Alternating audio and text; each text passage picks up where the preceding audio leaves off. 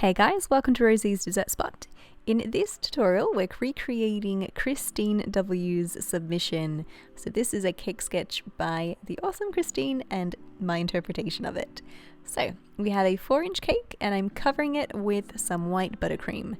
This has already been crumb coated with some of that black frosting you saw before, but I didn't want to bore you with those details. On I go at the top and the sides, smoothing it out, filling in any pockets as I go, and continuing to smooth. Then I've taken my square frosting comb, which can be found at rosiesdessertspot.com, going around until the grooves are nice and deep and the outside grooves are nice and smooth. Bringing that lip of frosting to the middle and then popping my cake into the freezer for about 30 minutes.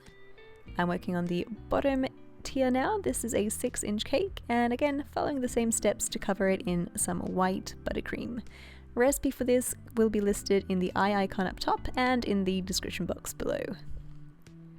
Smooth it out again with your scraper, and when it's nice and smooth, bring that lip again to the center of your cake. I'm going to set this in the fridge for about 20 minutes or so, just until it firms up.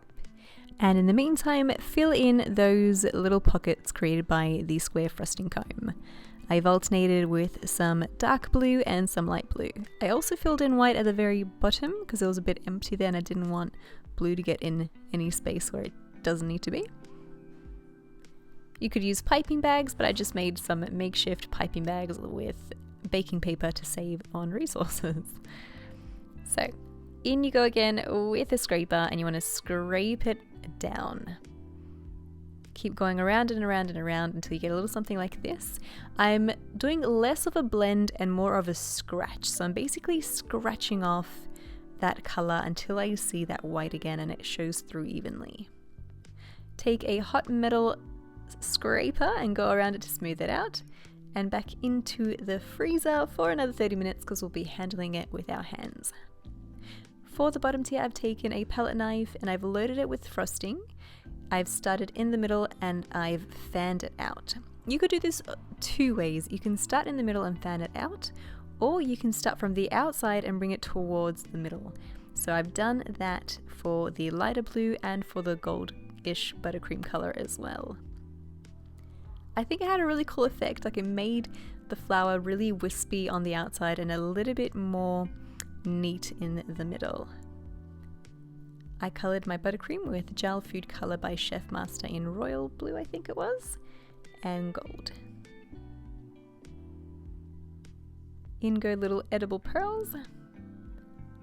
Just 3 or so in the centre I felt looked pretty cool. And that is our bottom tier done with the palette knife flowers. This was really fun to do, by the way. So if you've never tried it before, I highly recommend giving it a go.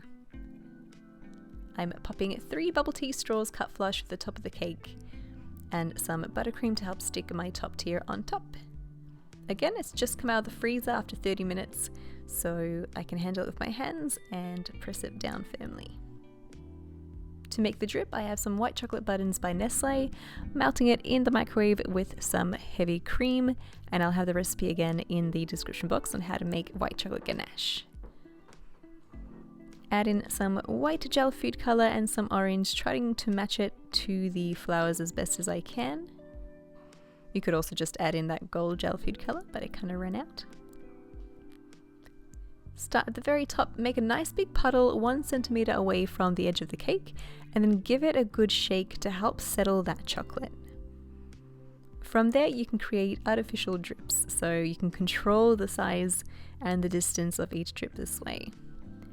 Give it another shake to help those settle down to halfway or near the bottom. And your cake is done. Thank you so much, Kristine, for submitting this gorgeous little masterpiece. It was really fun recreating it. And yeah, I hope it met your expectations. If you guys try this, please do tag me #RosiesDessertSpot so I can see your awesome creation as well. Thank you again for tuning in, and we'll catch you again in the next tutorial.